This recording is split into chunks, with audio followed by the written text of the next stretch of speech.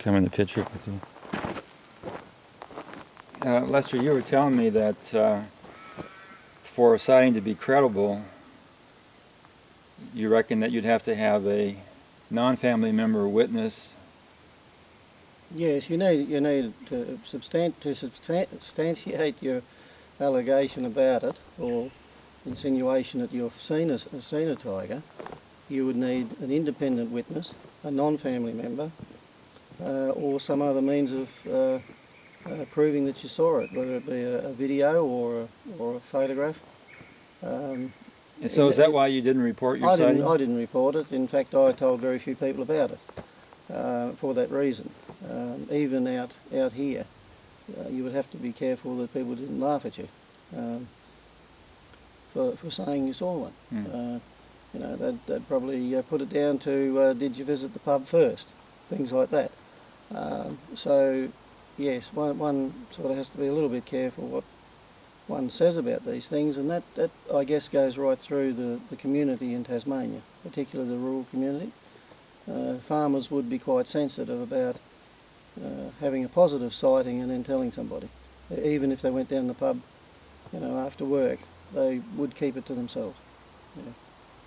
And I only found about your sighting because we were taking flying lessons over in Georgetown, and we happened to start talking about why I was here in Tasmania. Yes, yes. Other than for that, I wouldn't have bothered to tell you about it. That's right. I haven't told any more than probably 4 other people since that time. So nobody really knows about your sighting? No. Yeah. No. And certainly not the press. No, definitely not. And likely it's this scenario is not unique. There's, as you say, talking about farmers who might not want to repeat it, but perhaps there are a dozen or so farmers every second or third year that see tigers on their property, but they won't say anything. More than likely, yes. Yes, it's the fear of being ridiculed over something you can't prove. That's right. Around here, I haven't told my neighbours about the sighting, even though there's others in this area that have seen them. Are there? Yeah. Like Howard, as we discussed before. Yeah. In Howard's case, he got an actual photo. He had something to back up the sighting and to confirm it. So, well, we're going to try to see if we can eventually see that photo, but so far it was never.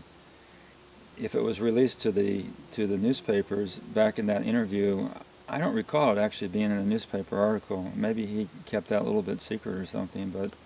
Yeah, I recall actually seeing the tiger in the newspaper, the photo of the tiger that he took, with the article which had a photo of Howard like superimposed with it as a separate photo. Apparently he saw the tiger out the back of his property.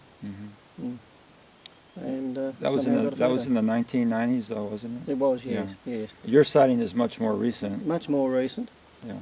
Obviously, the tiger from the 1990s would now be dead, and probably the one that I saw would be at the end of its lifespan, if not dead also.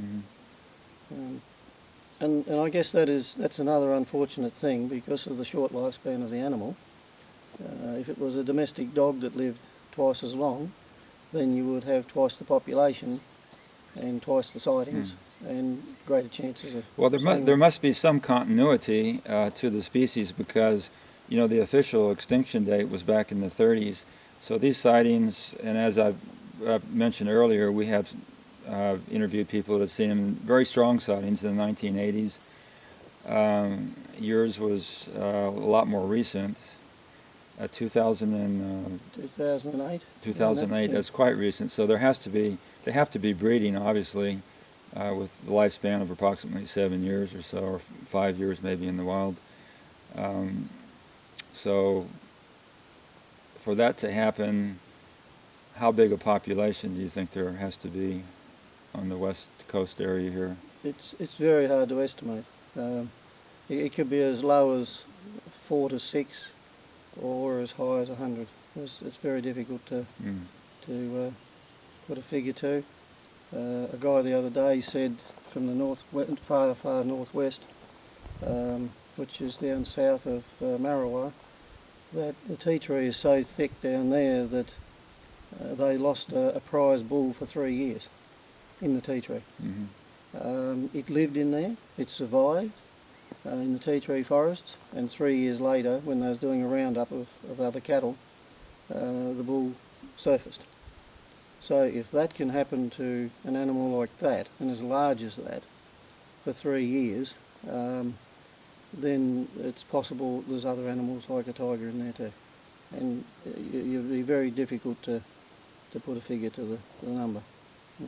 And we certainly have a lot of bush left. In A lot of Tassie. bush left. Yeah. A lot of secluded bush, that some of which has probably never, had mankind on it, never set foot on it. So it's very difficult until such time as all those areas were very carefully searched to say, whether they exist or not. More than likely do.